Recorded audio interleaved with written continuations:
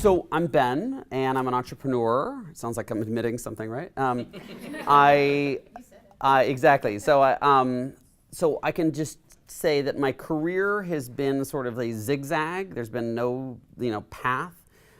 Steve Jobs only gave one commencement address ever, and he said you can always connect the dots in your career, but only backwards, never forwards, and that's been my career. It makes sense now, but looking, if I had started where, looked forward, it wouldn't make no sense. So, I've done everything from, learn how to change tires in a suit like this when I was working for Enterprise Rent-A-Car as a management trainee, and I've, designed spy planes for the Army and the Navy, big project management when you're making billion-dollar plane, projects, and classified government clearances and things, and I've worked on nonprofit boards, helping to repeal Don't Ask, Don't Tell, and working with the military on that. Done a lot of work around diversity and inclusion, was a management consultant, done Lean Six Sigma, so I've Kaizen things, and then got into HR, and I have a degree in marketing, and I was a head of internal communications, the things at HR at a big global company as a senior vice president, and then about 5 years ago, I left thinking I was gonna take some time off to get a job somewhere. Never thought I'd be an entrepreneur, and bam, wound up an entrepreneur somehow. Kind of like I stood on a banana peel and I slipped, and then I was an entrepreneur. So I now have two companies. So I coach people. I'm a business and executive coach. And what that means is I meet with people, just like people meet, whether it's with a personal trainer or a therapist or a faith advisor. I meet with people consistently to help them be successful. And I work with everything from like marketing studios to real estate places, fitness companies, dog genetics company, you name it, tech companies, nonprofits. But then Pilot, my venture, I put my life savings into this company. I didn't ever raise any money. I just sold a house I had and took on a bunch of debt. And I started a software company to democratize coaching. So it could be for these, assistant general managers as an example. So you're kind of getting ready for your next thing. Through technology, every week you work on your career. And so it's sort of SaaSifying. If you think of software as a service, so many things are getting SaaSified. Every sort of industry is. I'm SaaSifying coaching and helping everyone be successful. And a big part of our brand is to feel empowered. And one of the interesting things that's happened is our end users of our software, we call them members. And we work with all sorts of companies. We work with Housing Works, a nonprofit here in the city, or City Years, a national education nonprofit. We work with Cadillac and MetLife, Pinterest, Pandora Radio, all these like really interesting companies. A disproportionate percentage of our members are minorities of some sort. We didn't sell it that way. That wasn't like a plan. We weren't against that by any means. In particular, a lot of women, but people from a variety of different backgrounds. They're non-traditional, or they're first gen from college, or ethnic minority, et cetera. And people have really loved feeling empowered to take their career into their own hands. And one of the biggest shifts that's happening in the corporate world when it relates to people development is becoming individual-owned, company-supported. It used to be in a previous era, you'd work for a big company, be a company man or a company woman, and you work for General Motors, you work for IBM, and you would, like my father, he worked for DuPont his whole career, right? And they'd move you around, and they'd put you to a program, and they'd send you here and there, and then you'd get a defined benefit pension, and you retire, and that's like not the case anymore. People change jobs a lot. We have to think much more entrepreneurial, our own career. So companies don't invest as much, frankly, in their people. And so what's happening in a macroeconomic sense is people have to invest more in themselves. You all are doing that. You're here on a Friday night. You're investing in graduate school. That's a big part of it, right? You're curious about a lot of things. You're sort of on the leading edge of that, which is fantastic. A lot of people aren't. And so where Pilot helps is we help people invest in themselves. And the company supports it, and the individual supports it with their time, et cetera. So it's a lot, I guess, for an intro, but hopefully that gives you a kind of a picture of some of my varied background and things and the different places I could speak from as we talk. Good? Awesome. Okay, all right. Yeah.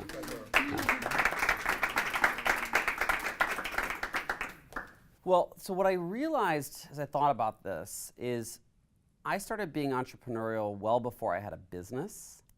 And I think in the media right now, being a business owner, entrepreneur is very exciting. It's very sexy, and I call it entrepreneur porn, right? Everyone kind of fetishizes this idea of telling the man, I'm quitting and I'm gonna start a business, right? I will tell you, for most people, starting a business is a very bad idea. Probably out of 100 people in a room, 99 people should not start a business. And that's coming from a business owner who's doing pretty well. And that's because it's very, very hard. I think that, and it's hard in a lot of different ways, right? But what I think we can all think about is no matter what you do for a living and no matter what industry you're in, I think we can all be entrepreneurial, right? There's the entrepreneurial spirit from HR, from like, what do you want to do? What do you want to work on, right? How do you do things in a more innovative way? How do you, ignite employees to be brand ambassadors, right? How do we fuse PR and HR together, right? It doesn't mean you have to quit your job to think like an entrepreneur. And I think sometimes when we think about entrepreneurialism, we think about an entity, a thing. We incorporate it. Is it in New York or Delaware, LLC or an S Corp or a C Corp? Is it, what's the brand? What's the website? And it's like this thing. But any entrepreneur will tell you it really comes from the inside out, right? It's like that spirit of being, am I willing to take risk and be exposed to uncertainty?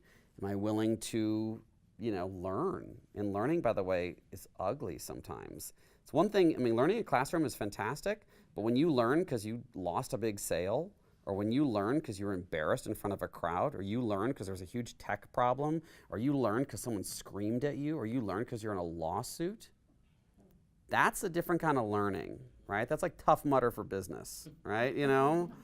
So I think that, for me, the entrepreneurial spirit, it now makes sense. Again, connecting the dots makes sense. But I think I was an entrepreneur long before I ever started a business because I did a lot of things in the corporate world that were entrepreneurial in nature, right? So we would do things, and it would be the simplest things. I can tell you a lot of stories later, but we would do things that were not the typical thing. Or we would change plans. We'd have a 2-year plan, and we'd be 2 months into it, and it wasn't working. And rather than do the typical corporate behavior, which is just slog away and think success is implementing the plan, we'd call an audible and say, hey, this isn't working, which takes some courage, right? And we'd look at the data and we'd adapt and we'd learn, right? So I think that that's where, if you're here tonight, my message to you is not quit your job. It's be entrepreneurial in your job and how you think, because I think that will make you more successful in your job. If you eventually want to be an entrepreneur, all the better to get your first course of entrepreneurship while you have a paycheck and benefits. And by the way, the resources and assets and brand and staff and HR and marketing departments and technology of another company. I got to be an entrepreneur at Marsh & McLennan Companies. I was in a $5 billion division. I could pitch ideas. I could find $100,000 like that. Let me tell you, it's a little harder to find $100,000 at my Chase account, okay? There'd be like some fraud alert. They lock it down for like they'd be like, are you applying for a mortgage? No, I'm just my business venture. So, so that's what I would say from a kind of what sparked it. It was actually just creativity and innovation much earlier on, not like going to start a business, because that was actually kind of a surprise. I think that the uncertainty is probably the hardest thing. I don't know when I'm going to get paid. Even if I win business, when are they going to sign the contract? When is the check going to come? Oh, there's drama with their corporate card. I've had checks, that bounce from big companies because they switched bank accounts and they're printing the wrong checks because they don't have a good project management system, And so there's just uncertainty, will people like this product? Is this person going to stay on my team or are they going to quit? Are we going to win out against this competitor? All these sort of things. And so, the uncertainty has been a big part, but that kind of really gets to the thing where on the scary part of it is really, the scary part about it has been me, frankly. That's been the scariest part of I'm like, this is on my frickin' shoulders and back. So when I have a bad day, I still the show must go on. I remember when I got a big loan, I took a personally guaranteed loan out. So even, I have business entities, right? And they have our own tax ID and everything else like that. But when you're a smaller business, if you go to get capital and you're not super far along, the bank usually says, we'll give you some, well actually they say, you're not getting any money. And then after you ask about 10 banks, because the approval rate for a small business loan is about 1 in 10. So I applied to 7, and on the 7th one, I got a yes. Which is kind of humiliating, by the way, to send your tax returns and your personal income and all your bank statements, which is a big multi-hour process per bank. And so I finally got approved, and I was deathly ill, right? But I had to close the loan. And it's personally guaranteed, by the way. So if the company goes bankrupt, they'll go after my personal assets, like my 401k or anything else like that, or they'll garnish things forever, right? So skin in the game, right? Butts on the line, right? But to have to sort of just show up, right, and make things happen. And I can tell you, even right now, I have a sinus infection. I got it yesterday. I was very sick, and I'm not contagious. Don't worry. I get these like unfortunately fairly often. But yeah. I'm on like horse grade antibiotics. Okay, like this thing is, like we're like very like I'm like the least sick person here now. But like the show must go on. I had a huge coaching event today. I had stuff, whatever, and I just like and I couldn't see the doctor, so I did telemedicine on my phone last night at 9 o'clock at night, and I ran to the farm and like that's what I have to do. So the scary part is like, how do I stay consistent and steady? Like, if I'm in a relationship and I break up with someone and I'm sad and I'm bummed out, you may think, oh, that's like your personal life over here. Yeah. It's all mixed together. So then if I'm bummed out and blue and sad about a breakup, right, or I have a sinus infection, or something's going on in my family, or my friend and I are in a fight, all of those things affect me. They affect my production, my desire to do stuff, my desire to work on a Saturday morning. And so the scary part is like thinking that like I have, like you think about the business starts from me. Even if I have a whole team of people, right? And we've got systems and process and collateral and technology, but I'm still the engine sort of generating this from the top. And that's in most businesses the case, like the owner and the founder and CEO is that way. And so the scary part for me is like, I have to be consistent and keep going. And I think for a lot of times in my life, earlier on, I would do really well on the things I was interested in, or it was kind of when I'm hot, and when I'm not, I'm not. So there's like an inconsistency, right? And we know from kind of a brand perspective that consistency really matters in brands, right? You think about a lot of iconic brands and things like that, It's like you go into an Apple store, you don't expect it to be a dump, right? Like no matter where you are, right? And like that sort of thing. So part of it is like, I've got to be consistent. It's scary for me to think of, I've got to navigate life's moments as a human being, a real person with real problems in a real life. Like last summer when I had $72 in my bank account, and I've got 6 people working for me and a lot going on, and I was owed tens of thousands of dollars, like $50,000 was coming in like within a period of a week, but we were at $72. And I had to like not freak out and go make 7 sales calls that day, right? And not worry about the $72 and be like, you know what?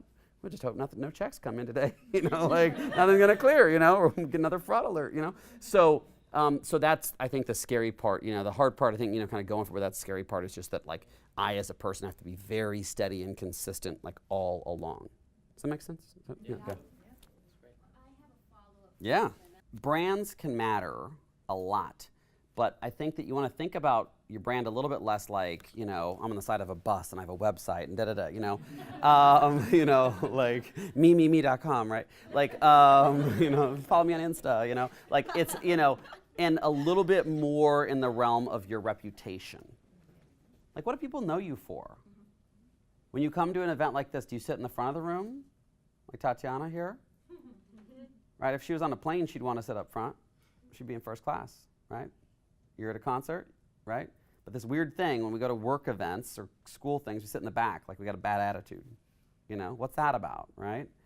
So little things can make a difference. How you treat someone on email. Yeah. Do you pick up, is there a courtesy? Is there a phone? Do you open the door for someone? Do you say hello to someone in the elevator? All those things are part of your reputation. The kind of skills, do you speak up in a meeting, right? How do you solve something or handle something? So just to think about brand and reputation are kind of like related but distinct things, right? And it's also like your skills. What are you known for in that regard? So I think for me where I am now, there's a combination. There's like Pilot the company, and there's like Ben the individual and like subject. And so I'm kind of managing both of those things. And Pilot, my strategy is to not have it be benbrooks'scareermethod.com, right? Like it's very much like this is a company that's bigger than me. I have other executive coaches that work for the company, right? This is not about me like doing the Ben way, right? I've got a very diverse team from different backgrounds, traditional demographic diversity, industry diversity. We got people from like 3 or 4 different generations on the team, from all walks of life, multiple people from different countries, et cetera, that all shape our product in a way that I think works better for more customers, right? Rather than it be based upon my own unique life experience. So I look at, building a business that will be profitable, that has big impact, that's scalable. Because I haven't taken any venture capital, I want to get to break even or cash flow positive as soon as possible. Because right now, my company loses money every month. Typically, enterprise software companies take 5 to 10 years to hit that mark. We're on track to potentially cross that mark in about 2.5 years, which is kind of remarkable. Now you look at Amazon. Amazon lost money for a long time, like 9 or 10 years, right? And Bezos had no apologies about that, right? Because he was building something. But because, again, this is my money, I don't want to continually sustain, we're trying to, again, from a minimum viable and lean sort of perspective. So on the business side, I want to build a scalable business that's sustainable, that's profitable, right? And less about, I don't want to, if we have profit, I'm not going to distribute it all to me and, buy a boat, Not like, I don't know if I buy a boat in New York, but, maybe Chelsea Piers, I have my, French yacht or something, But I mean, maybe a beach house, but it's going to be more I'd reinvest it back in the company, right? For us to grow because, I own the company, right? So I think for me as a brand, I do think about, being here as a part of that. Meeting new people, being of service to others, having fun, learning from you, right? Contributing, right? So I think of those things. I share a decent bit on social media, and it's a little Gary Vaynerchuk, if you haven't followed him, he's a very interesting guy and early investor in a lot of different companies and has an agency, VaynerMedia, and he always says, don't create content, document, right? Just document what you're doing, what you're learning, your journey, right? And so that's what I try to do in that. So I think about the brand. I think in terms of people out of school, where do you choose? Do you choose the big brand? Right? Or is it optimized around money? Is it optimized around learning? Right? There's a variety of ways you can go. So this may seem, I don't know if this is paradoxical or surprising or whatever, but sometimes the companies that pay the most are the worst companies. Because they have to, right? Like if you're, so large companies have something called an employee value proposition. Tangible rewards is a part of that, which includes compensation and benefits and everything like that. Intangible rewards, like the culture and the kind of work you get to do on. Then there's reputation and status and brand. And all these things are they hire consultancies to figure all this out, right? And so so working at Facebook, for instance, you have a cool office and you get this and da-da-da-da-da and all, and you got to say you work at Facebook and you get a hoodie and all, the whole thing, right?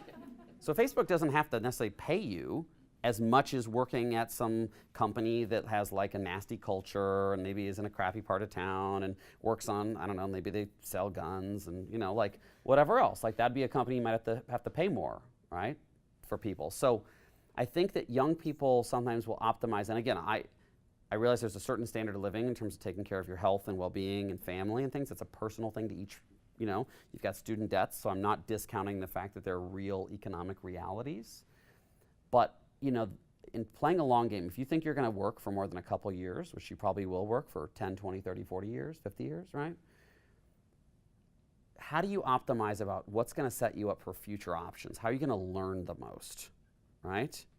So it may be that the brand is a little less sexy, right?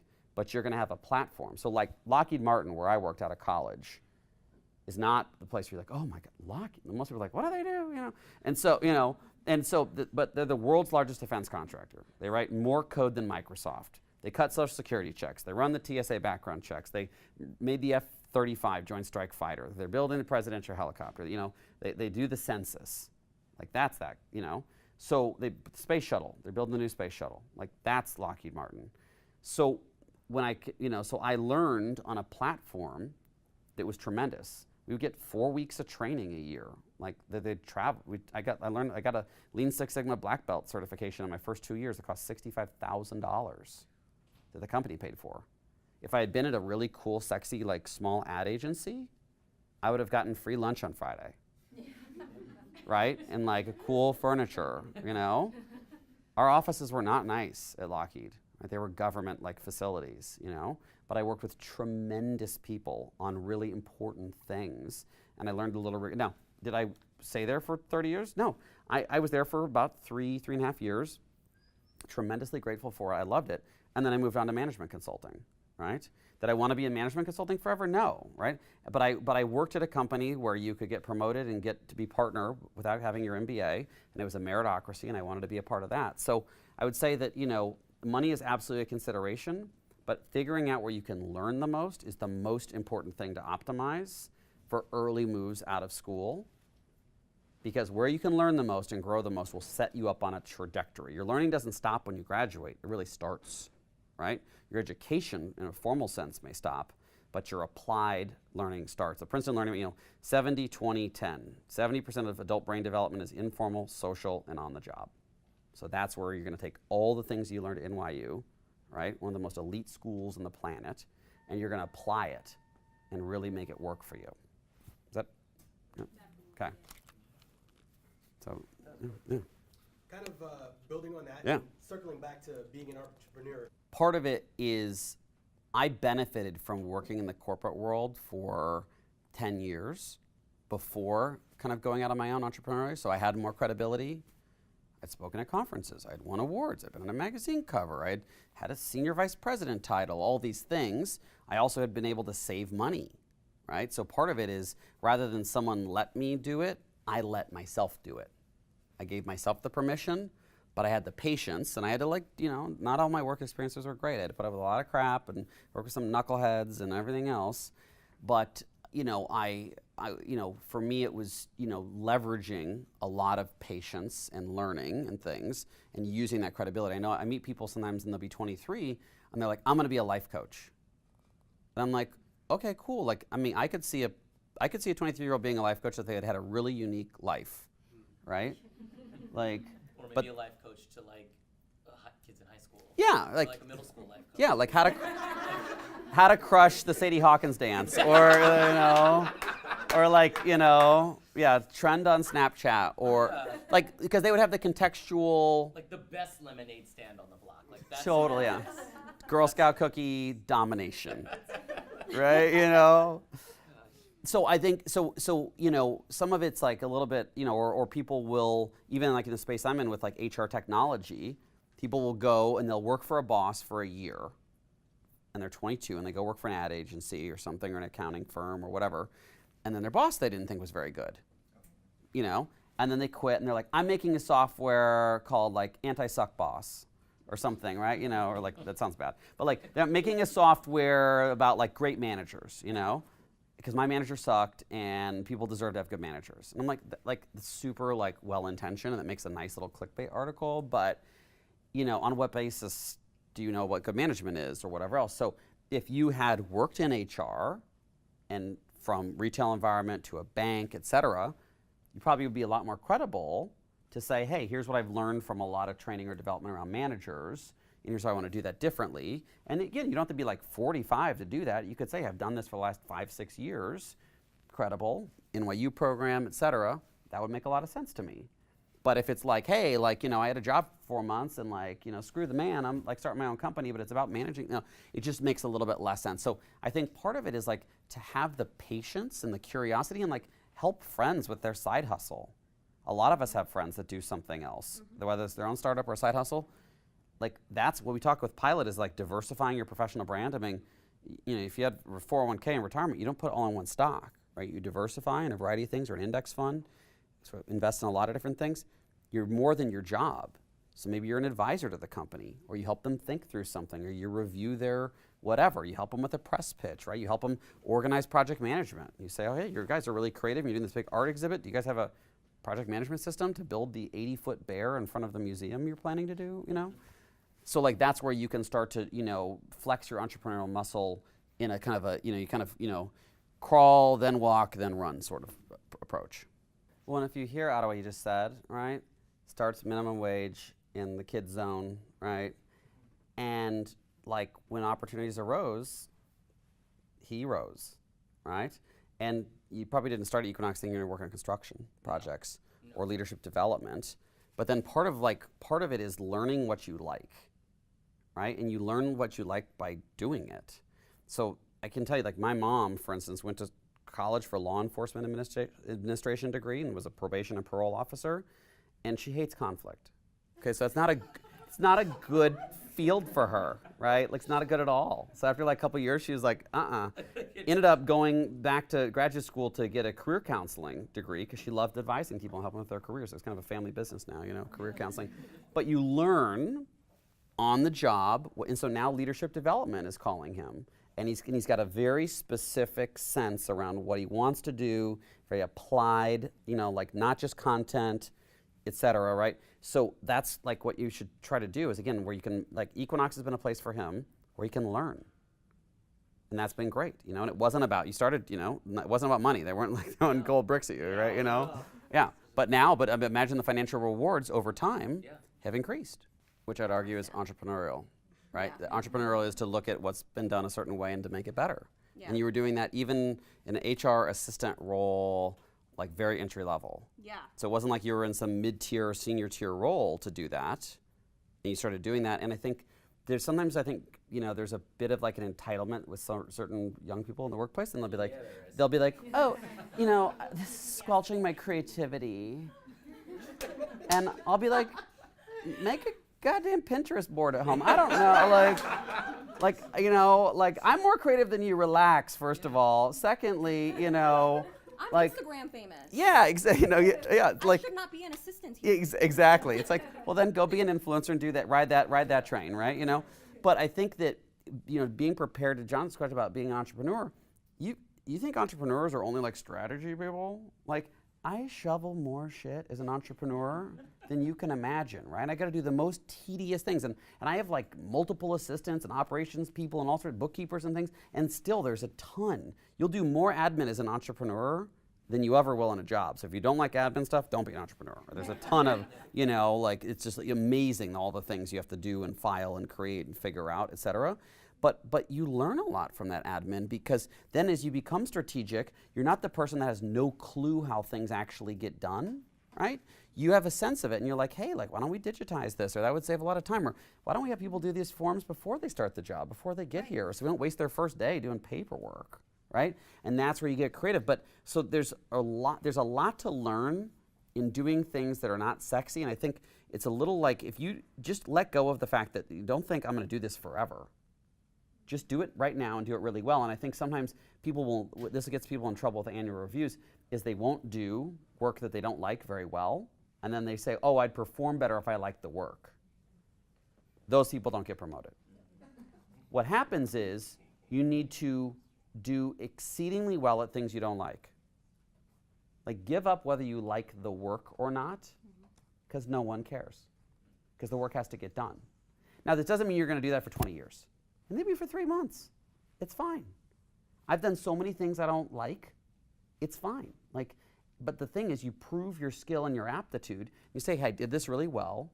I'd like a bigger challenge. I want to be strategic. I want to, I can do this. I've proven that I can do this. Yep. Can I now manage this? Can I make this better? Can I innovate, right?